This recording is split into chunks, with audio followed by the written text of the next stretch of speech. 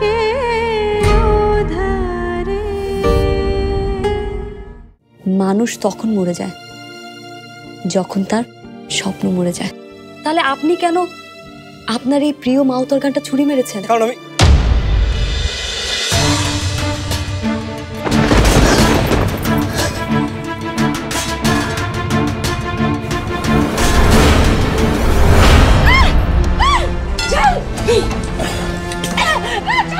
কি ব্যাপার? আমি তো ঠিক বুঝতে পারছি না। আমাকে মাউতর গানটা বাজিয়ে শোনাতে হবে। ধরে নিন আমি ওটাকে ছুঁড়ে ফেলে দিয়েছি। আমাকে শোনাবেন না তাই বলুন, আমিও কিন্তু আপনাকে ছাড়ছি না।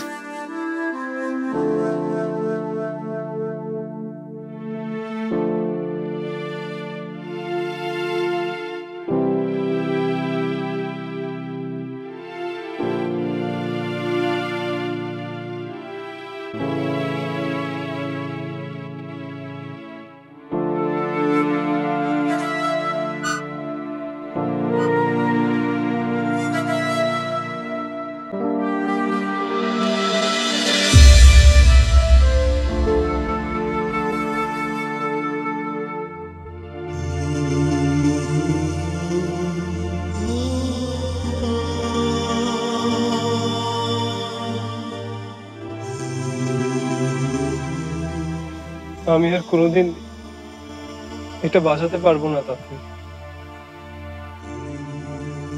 কোনোদিন না। Hello young man.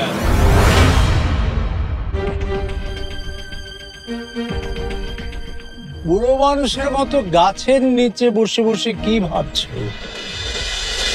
আমি না চাইতে আমাকে দেখতে পাচ্ছে, কিন্তু এটা কিভাবে সম্ভব? আমরা তো যখন ইচ্ছা দেখা দিই, যখন ইচ্ছা মিলিয়ে যাই। তাহলে এখন কি মিলিয়ে যাওয়া উচিত আমার?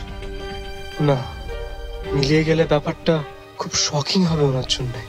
শেষে যদি কিছু একটা হয়ে যায়, হাজার হোক তা তৈরি বাবা। আপনি আমাকে দেখতে পাচ্ছেন? হ্যাঁ, বুড়ো হয়েছি বটে, কিন্তু চোখ আমার এখন নষ্ট হয়ে যায়নি। কাছের জিনিসগুলো একটু একটু হেজি লাগে, কিন্তু দূরের জিনিসগুলো আমি খুব স্পষ্ট দেখতে পাই। কি ব্যাপার? কি এত ভাবছো? ওটা কি মাউথ অর্গান? হ্যাঁ, বাজাও নাকি তুমি? বাজাও তো। আমি বাজাতে পারি না। ও, তাহলে বসে বসে এখানে প্র্যাকটিস না? ভালো ভালো। আচ্ছা, আমাকে বলো তো, এখানে কাছাকাছি নাকি একটা নদী আছে? নদীটা কোন দিকে বলো তো? হ্যাঁ, কাছে, এই তো এইদিকে। থ্যাংক ইউ ইয়াং ম্যান, আবার দেখা হবে।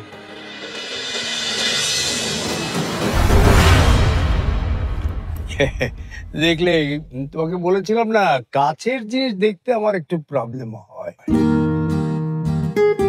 বাহ, তোমার হাসিটা তো ভারী সুন্দর।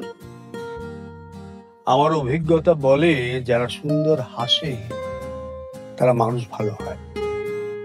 আমি এইখানেই, ওই দিকটা, ওই যে পুরনো বাড়িটা আছে ওখানে নতুন। তুমি তো আশেপাশেই থাকো নাকি? এসো না আমার বাড়ি, আজ বিকেলে মিলাদ আছে, তুমি চলে এসো, চলে এসো। বিশাল শক্ত করে টেনে ধর। হ্যাঁ, এভাবেই।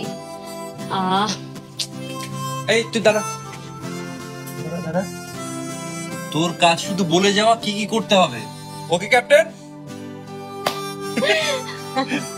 ভাইয়া, তুমি একটু এখানে আসবে প্লিজ?